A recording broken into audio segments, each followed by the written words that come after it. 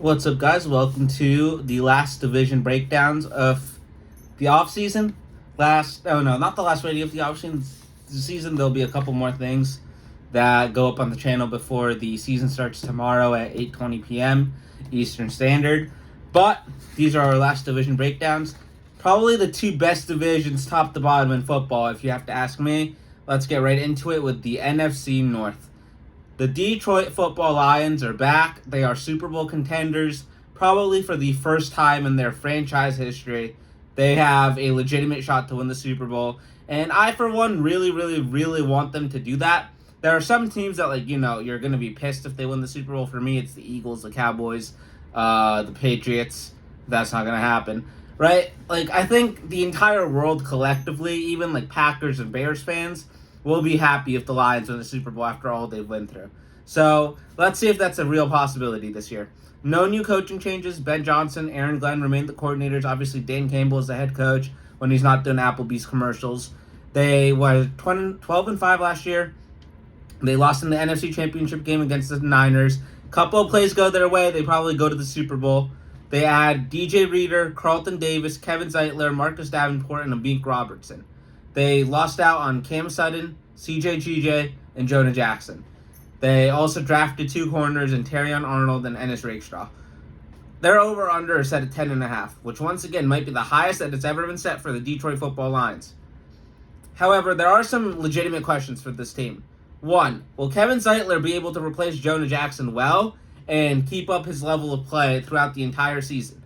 And why I say that, he's been a really good player for his entire career on every team that he's been on. But he's getting up there in age. There's a reason why the Ravens are willing to move on from him and not give him a new contract, even though their new offensive line, as we'll talk about in a second, is not inspiring whatsoever. Also with the offensive line, Frank Ragnow missed a lot of time. He was the number one ranked center according to PFF, but he missed some time, and there's a clear difference in the offense if he's playing or not playing. Same thing with guys like Taylor Decker. Can they stay healthy? Because if they can, this team is rolling. There's very little that can stop this offense. But they need to stay healthy. On the defensive side of the ball, does a completely revamped corner room. They added four guys that are most likely going to be the top four on the depth chart, in Carlton Davis, Terrion Arnold, Amik Robertson, and Ennis Rakestraw. Can they turn this around? Just in one offseason, one training camp, have they picked up enough of the scheme, everything else that they need to get into this defense when the regular season starts and lead to a turnaround on the back end? Because it is sorely needed. Brian Branch is a great player. He's literally the only holdover.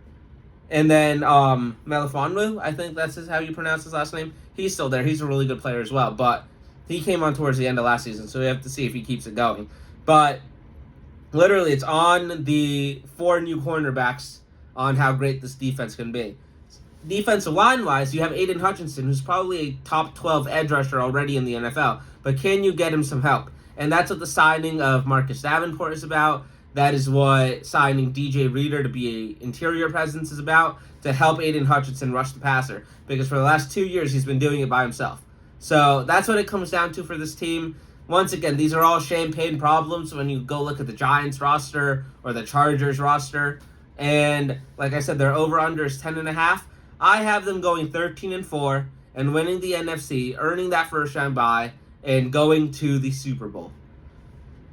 Moving on to the Green Bay Packers, another insanely good team where the vibes are extremely high right now. They add Jeff Hafley at defensive coordinator, finally moving on from the guy that was there before.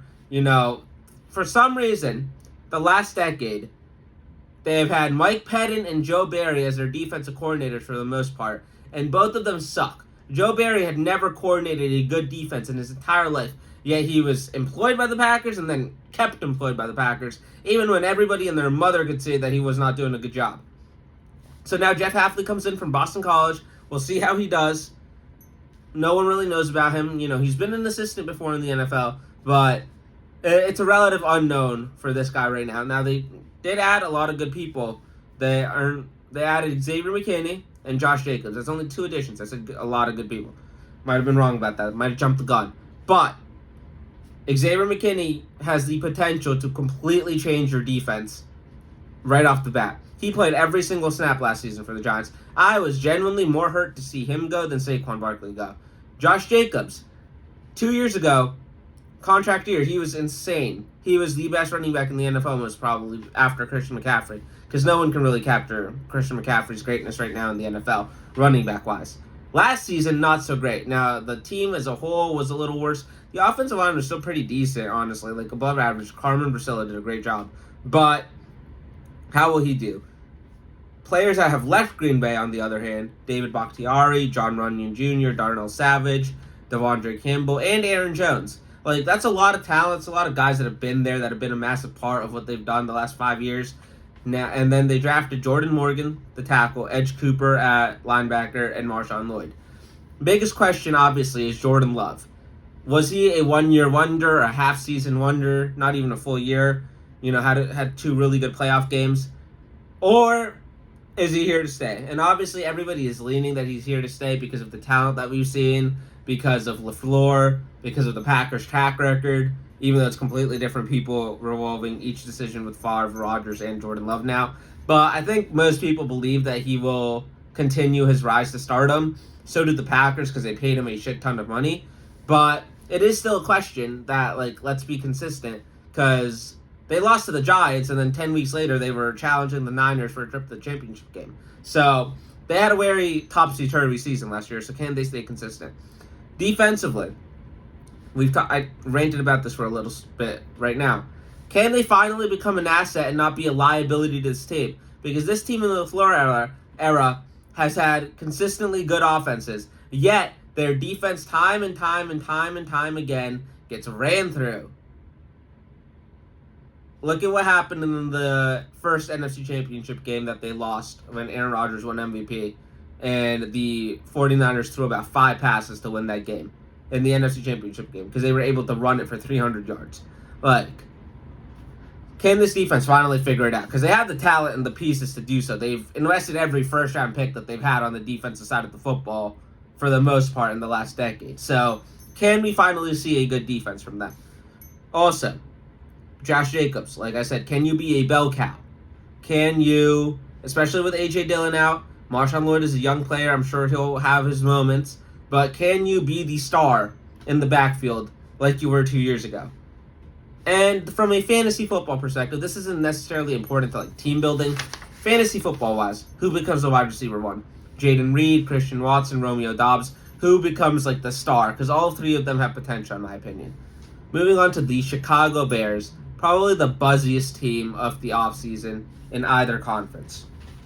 Coaching-wise, you add Ken Dorsey at offensive coordinator. You also obviously bring in a new defensive coordinator after the last one. Under dubious circumstances, left the team. I won't get into that, obviously. They were 7-10 last year, but they ended the season so well. I feel like Chris Long on his podcast thought that they were 9-8. So, they played really well to end the season last year. You add Keenan Allen, DeAndre Swift, Kevin Byard, Ryan Bates. You lose Eddie Jackson, Darnell Mooney, Yannick Ngakoue, Justin Fields, and Cody Whitehair. Guys like Jackson and Cody Whitehair were there during the double doink era when this team was last somewhat good. And then obviously in the draft you get Caleb Wilson, Rome Odunze, and maybe most importantly, Torrey Taylor, the great punter from Iowa. Their over-under is 8.5 wins. I have them going 10-7. And once again, this is cautiously optimistic. This team could legitimately have a shot at winning the division. Because this offense, if you look at it, the offensive line from 2-3 years ago even, compared to now, is light years better. Then you look at the weaponry. Justin Fields' best receiver is Darnell Mooney. Caleb Williams, right off the bat as a rookie, has DJ Moore, Keenan Allen, and Rome Odunze on his team. He also has Cole Kmet at tight end, and he has DeAndre Swift at running back, alongside some pretty good backups at the running back position as well. Defensively, last season you ended great, especially after getting Montez Sweat. Can you build on that? Can you generate more pressure than you did? Montez Sweat led them in sacks, and he was only there for half a year. So they got that. That's something that needs to be rectified. Eberflus has to work on that. He got the hair going and everything else. So the vibes are very high. And then lastly, once again, a fantasy question. Rome Odunze. Because I personally think that he is going to have a bigger role overall this season than Keenan Allen, which is why I've targeted him in fantasy over Keenan. but I'm interested to see how he's used in the beginning and then towards the end of the season. And I'm hoping that this team makes the playoffs because Caleb Williams in the playoffs would be awesome. Moving on to the last team, the Minnesota Vikings, who unfortunately lost their rookie quarterback before the season even started due to injury. Now, J.J. McCarthy wasn't expected to start right away, but, it was still like, week 5, week 6, we'll see J.J. play instead of Sam Darnold. No coaching changes. They're over under 6.5 wins. They added Jonathan Grenard, Andrew Van Ginkel, Aaron Jones, Shaquille Griffin, Stephon Gilmore, and Sam Darnold this year. Sam Darnold, very important to this entire operation. They lost Danielle Hunter, Marcus Davenport, Josh Dobbs, and obviously Kirk Cousins. In the draft, they got J.J. McCarthy, who we just talked about, and Dallas Turner, the good edge rusher from Alabama. Sam Darnold, you weren't treated right in New York. You had Adam Gase as your coach. You somehow got mono. Didn't really have a lot of people to throw to. You had Robbie Anderson, chosen Anderson now. But, he wasn't necessarily the chosen one for you. Y'all did have great chemistry. Then, you went to Carolina. That obviously doesn't go well because, David Tepper exists. Then you bounce around as a backup. You're in San Francisco, a couple other places. Sam Darnold, this is your chance to redeem the people that thought that you were a top 3 pick, to redeem the people that thought that you were the best quarterback in that draft class, because Sam Darnold has arm talent for days. He's just been seeing ghosts his entire NFL career. Now, you have probably one of the best teachers offensively in Kevin O'Connell as your head coach. You have Justin Jefferson, Jordan Addison, TJ Hawkinson when he comes back, Aaron Jones, and a couple other really good receivers to throw the ball to. You have a good offensive line, and the defense was much improved last season after being Swiss cheese the year before with Brian Flores as the new DC last year.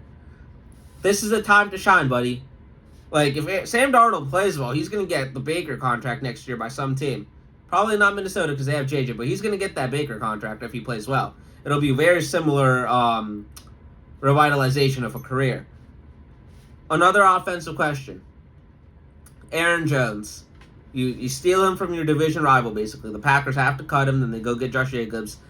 You get him.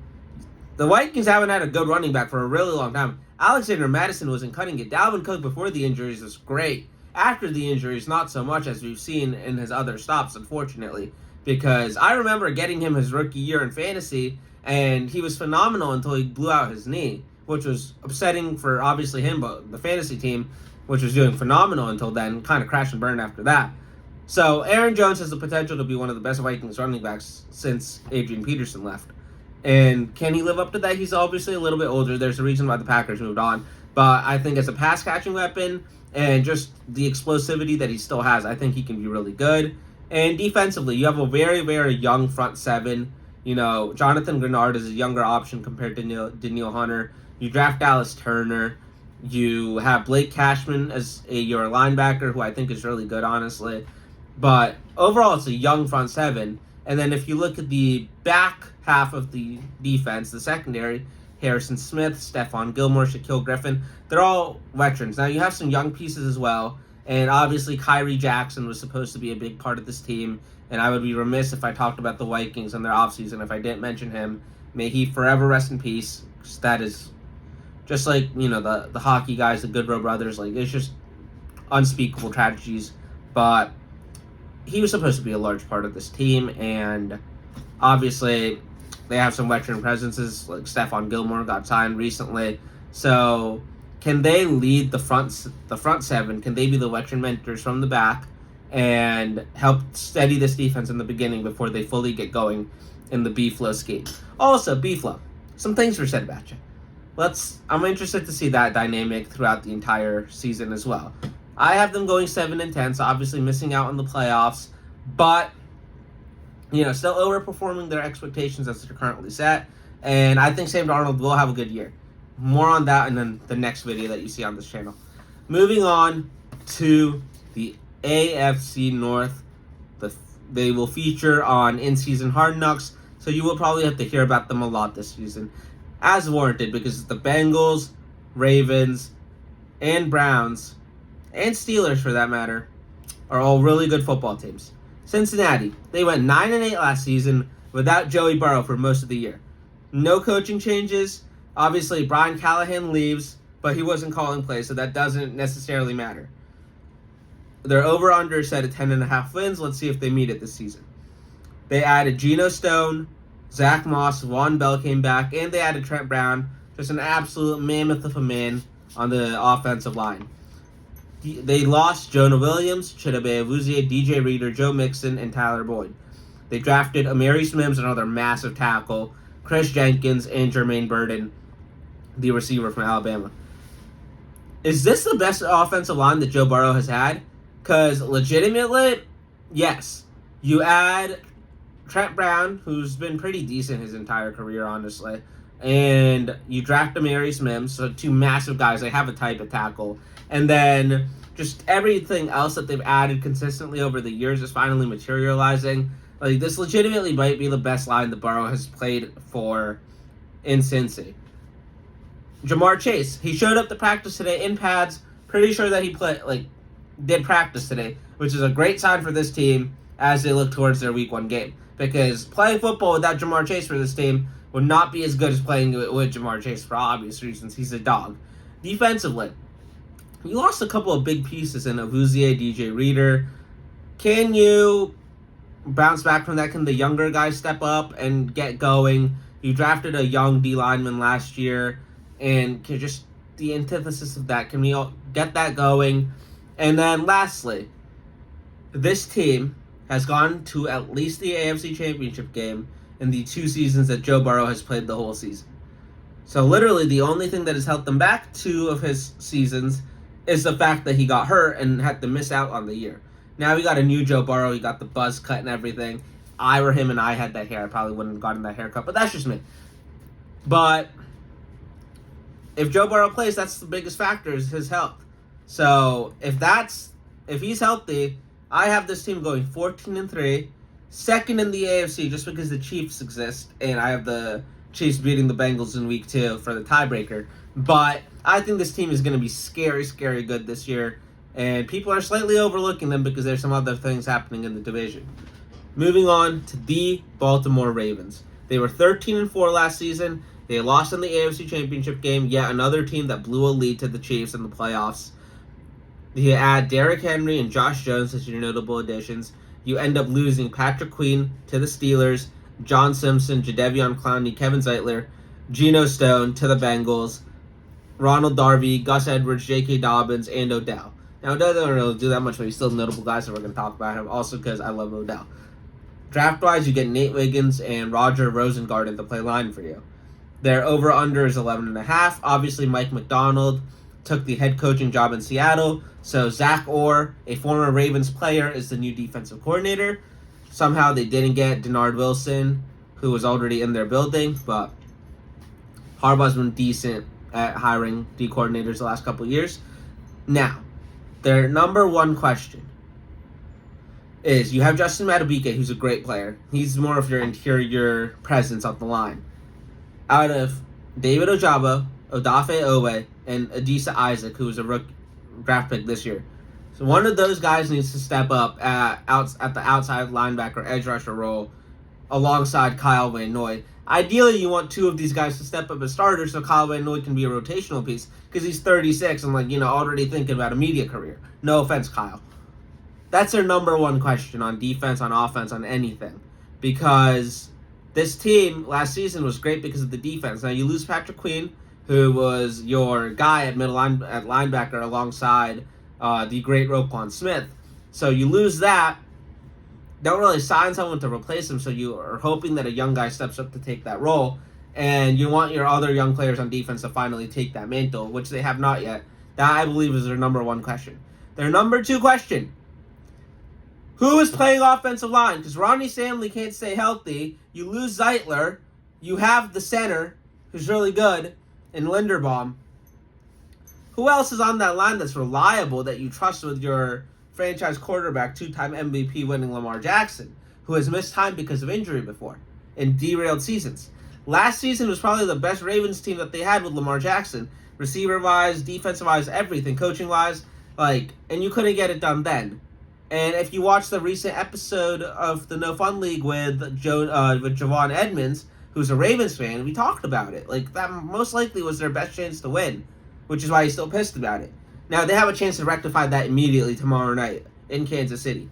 But the offensive line does not look very great right now. And receiving options-wise, you have Zay Flowers, and then you got Nelson Aguilar, because Rashad Bateman has not done anything of note in his NFL career thus far after being a first-round pick.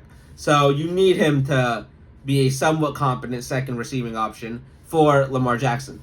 You got great tight ends in Likely and Mark Andrews, but you got to have some receivers step up. And then, on a positive note, Derrick Henry and Lamar Jackson on the same offense is going to be special to watch. It's going to be a little unholy. If you're playing Madden and someone picks them against you, just engage 8 until they start throwing the ball, because they really don't have pass catching options. This team's over-under is at 11-5. I still think they go 12-5 because they have good coaching and they have an MVP quarterback. But I think this season will be a lot more challenging than last season for the Baltimore Ravens.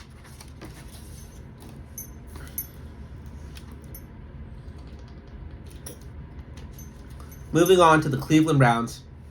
They lost in the wild card round last season. It was a miracle that they even made it there. They were 11-6, but it's still a miracle given all the injuries. That's why Stefanski won Coach of the Year. Coaching-wise, they add Ken Dorsey as their offensive coordinator because Alex Van Pelt left to take the New England job.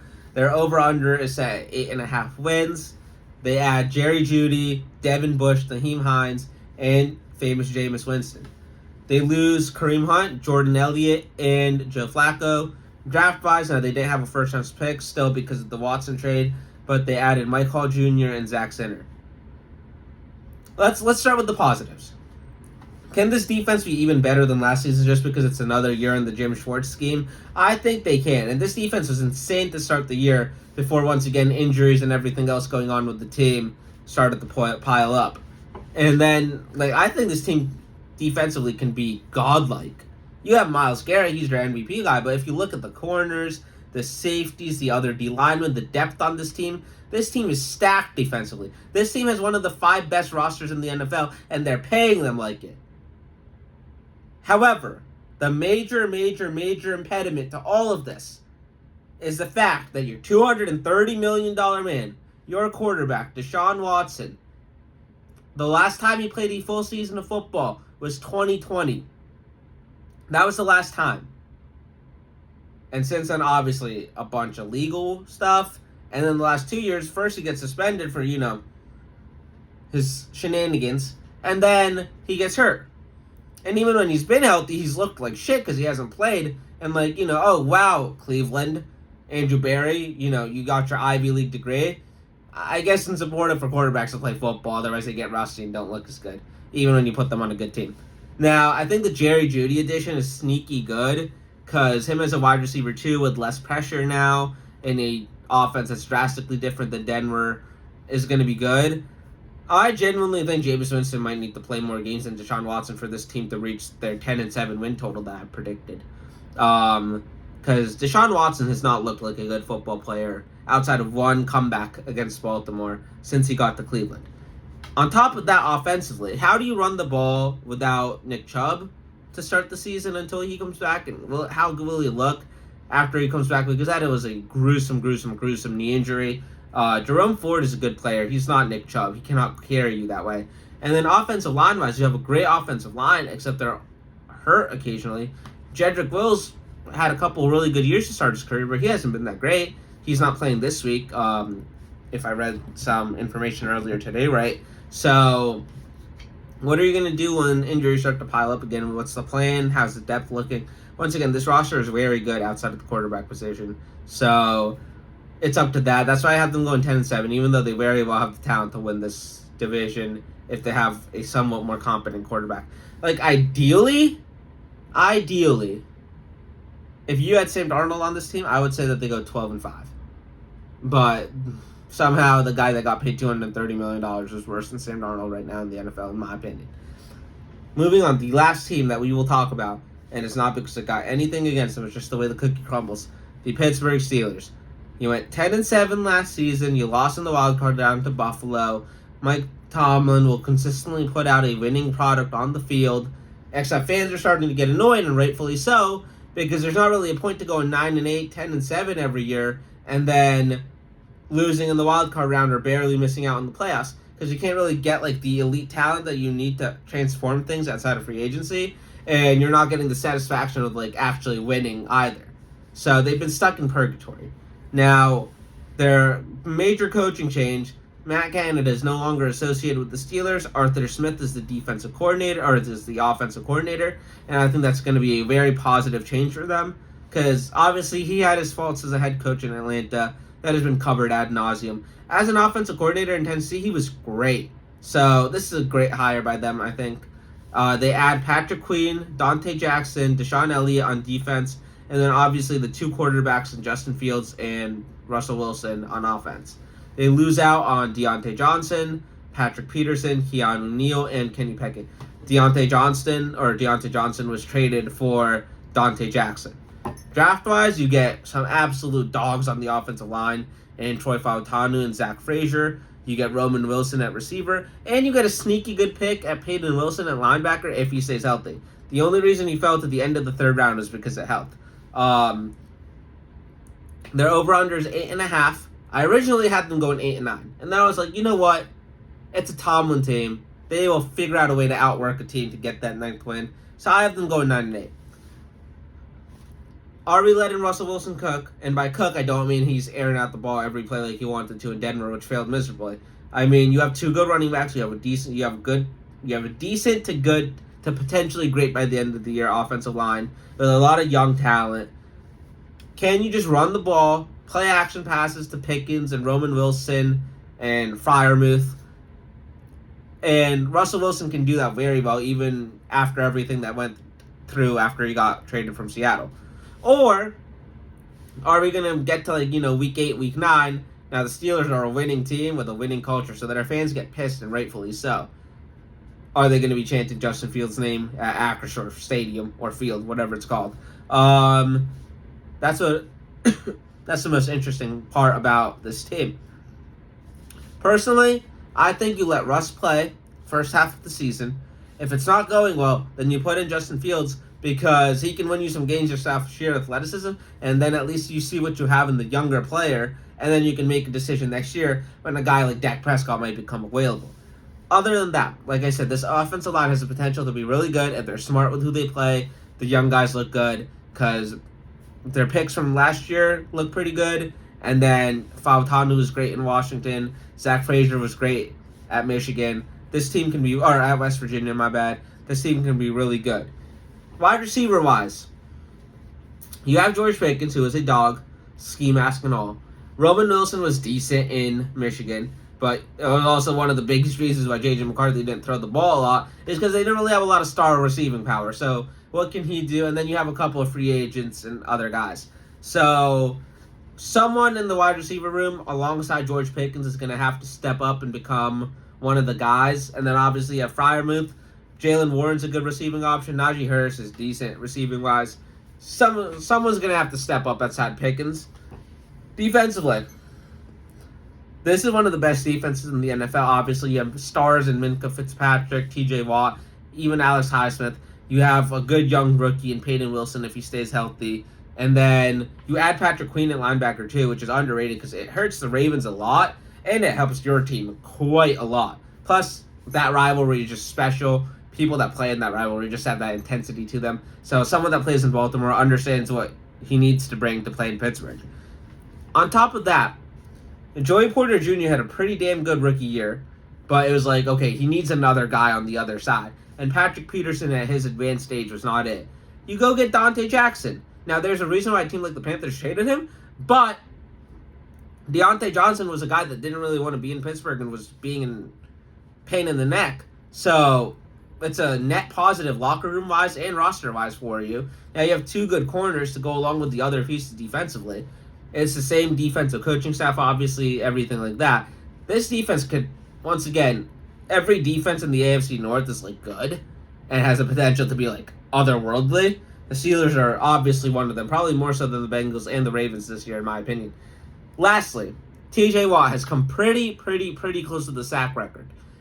Is this the year that he breaks it with the added pieces, with the fact that the offense will probably be able to just hold on to the ball longer? Because Russell Wilson should be smart with the football at least. So I think he legitimately has a shot at breaking the sacks record, and I'm very excited to see what happens. Thank you guys for watching these previews. Let me know what you think in the comments. Please remember to like, comment, and subscribe. Peace.